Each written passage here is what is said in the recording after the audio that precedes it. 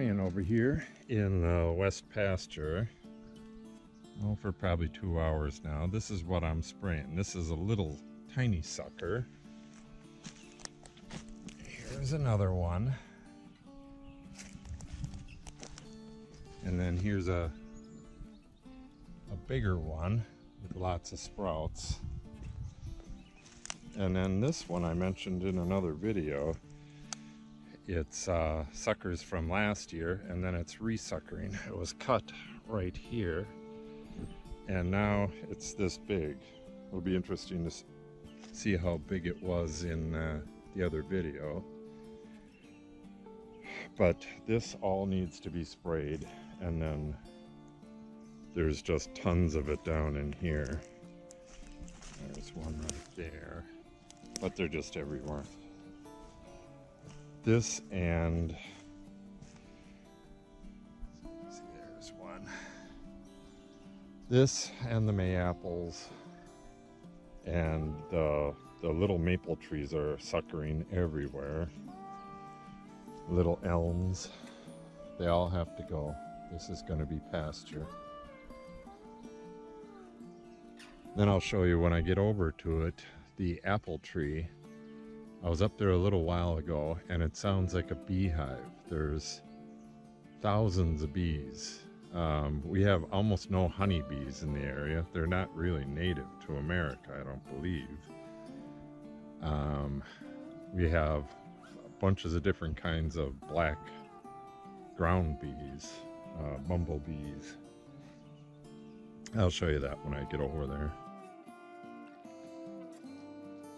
Next, maybe later today, possibly tomorrow, I will be coming in here in these bare spots.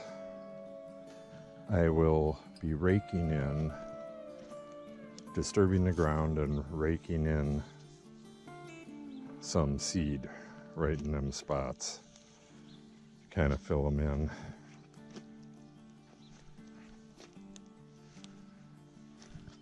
Here's a stump.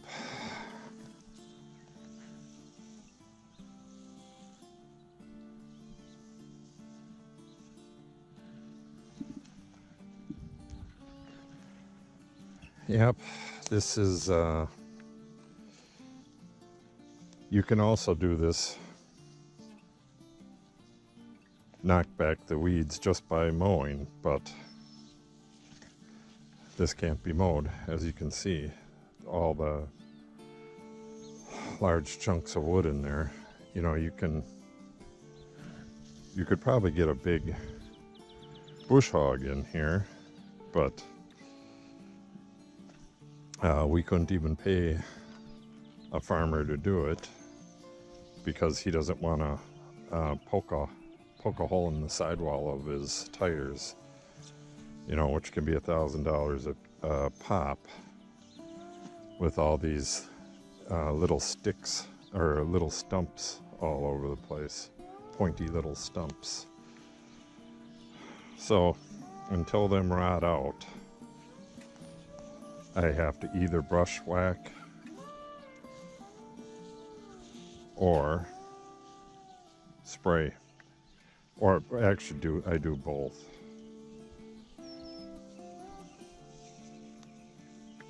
So while it's nice and small like this, I'll get in here and spray, and then after the horses are in here, I'll come back in and whack whatever's tall, I'll whack down. This stuff I'm spraying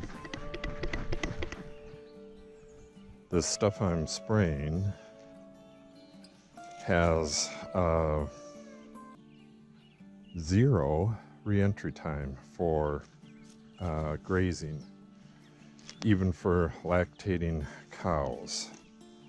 So you can spray this and let the horses or cattle or whatever you have back onto pasture immediately if you wanted to.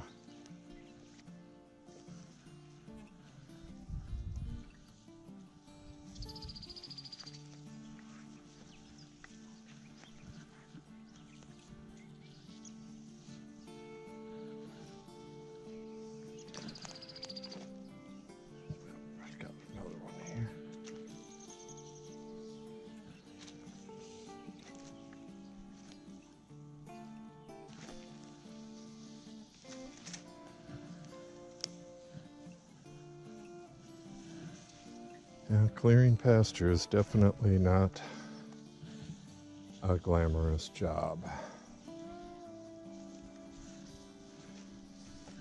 It can be completely done with bulldozers and heavy machinery, but that does have a big effect on the ground itself. I'm not against that, but if it's done right. But for me, this is pretty much the only way I can do this.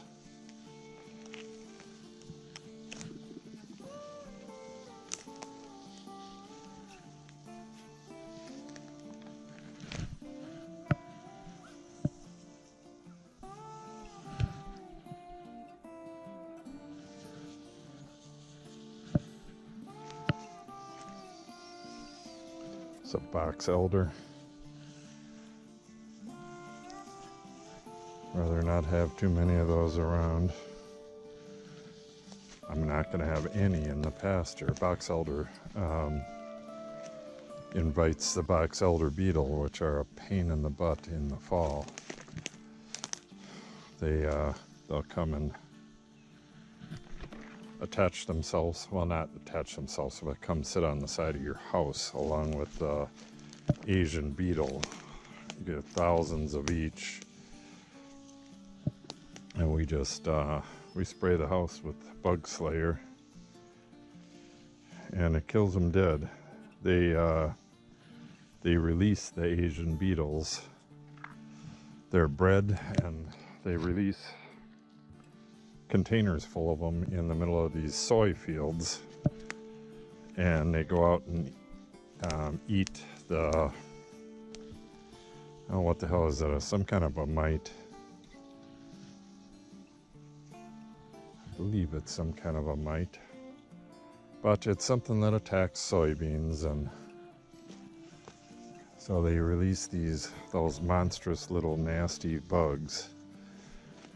They smell like hell if you step on them. They're just super pain in the ass. We have a farm field. Oh, it's probably 50 feet from our front door. And when there's soybeans growing in there, the place is crawling with them. So we have them everywhere as well. You know, come fall, they try to get into a place where they can hibernate. So there's tons of them in the shed. They try to get in the house. And surprisingly, for a roundish bug, they can get in some pretty damn tight places. I got a pretty awesome story about them that I'll tell someday, but not today. Yeah, I believe this will be my last tank of trichopler down in this pasture for today. Oh, maybe not. Maybe one more. It is nearly a perfect day for it. It's about 60 degrees, no wind, humidity's relatively high. So this trichopler, which is like 2,4-D, in that it will, if you spray it when it's hot, it will flash into vapor. Doesn't matter if you have overspray or not. It'll flash into a vapor and then drift wherever it wants to drift. So once it's dry, it doesn't do that, but it's a fairly volatile chemical.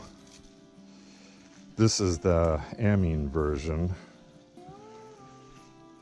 People pronounce that a bunch of different ways. So, but there's that ester version, which is the very volatile one. The amine version is not very volatile. but it is still volatile. And one of the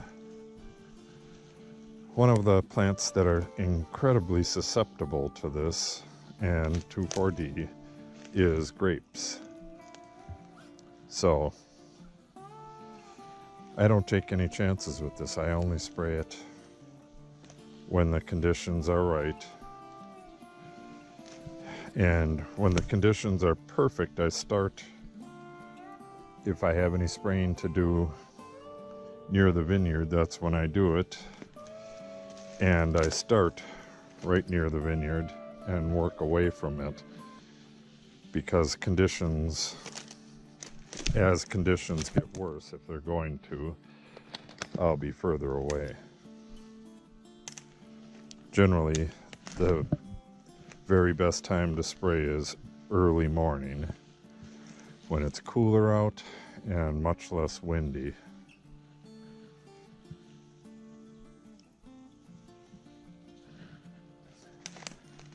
And then as the day heats up, the conditions for spraying that get worse and worse. Generally, sometimes you could spray it all day. Like today, I could probably spray all day. I will be spraying in the woods over there in a little bit. As soon as I'm done here, there's far less chance of any kind of drift over there because of the prevailing winds. They go away from the vineyard.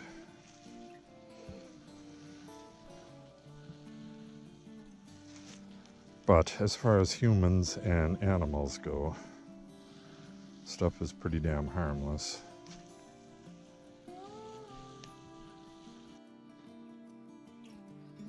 Here's our bee magnet.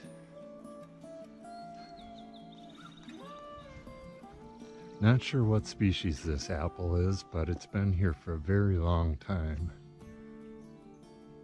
Got old pictures of this in the middle of this field, long before they divided this area up. So it's pretty old. I cut this, there was a big sucker right here that went straight up through the tree, and it was just clogging out the light. So like this sucker right here needs to come out as well. But I pruned the hell out of it. You can see all my cuts last year. And now it's responded by blooming like crazy. This thing is full of apples. Like I said, the tree itself probably goes back to the 20s or 30s. I think it was used for shade in the pasture here.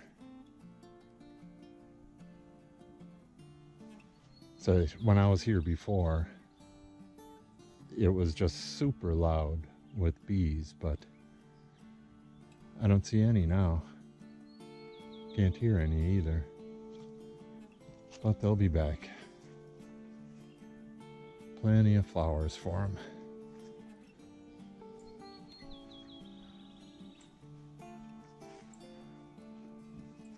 Yeah, that's definitely a keeper. I'm gonna go pound in some fertilizer spikes around it. I think I'll probably be doing that today as well. All right, one more tank. I've already sprayed a tank and a half in back pasture, or the north pasture. The woods that I'm trying to reclaim.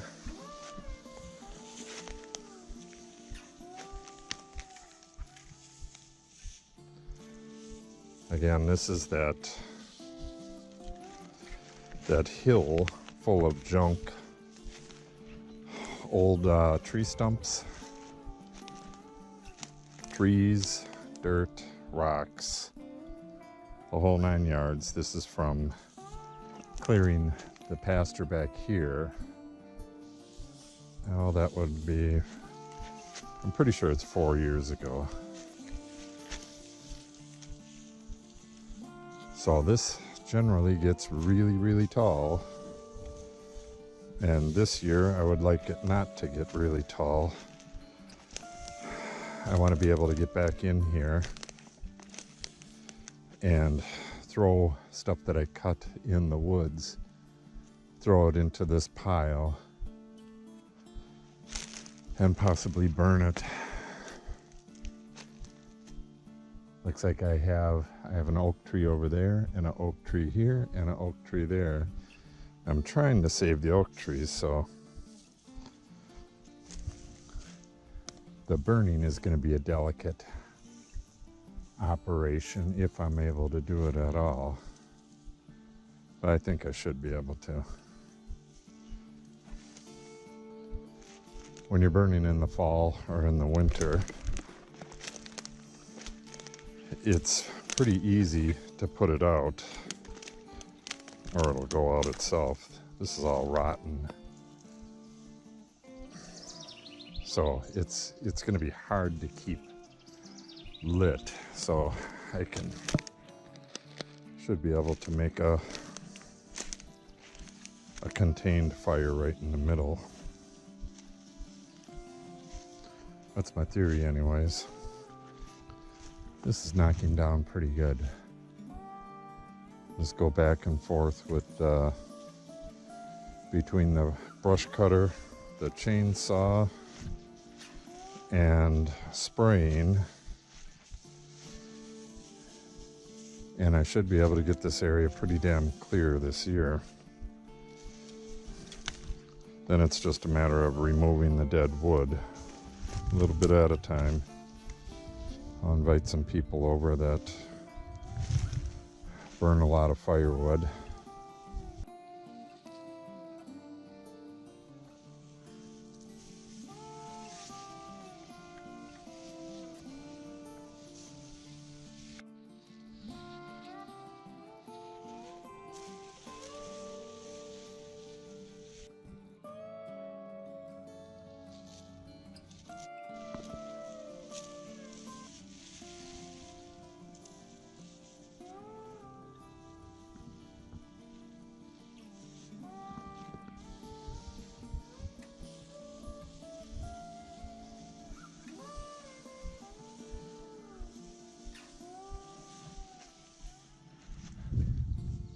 Yeah, this is what I don't like to do,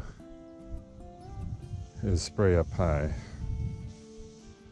Not that it's really a big deal in here, but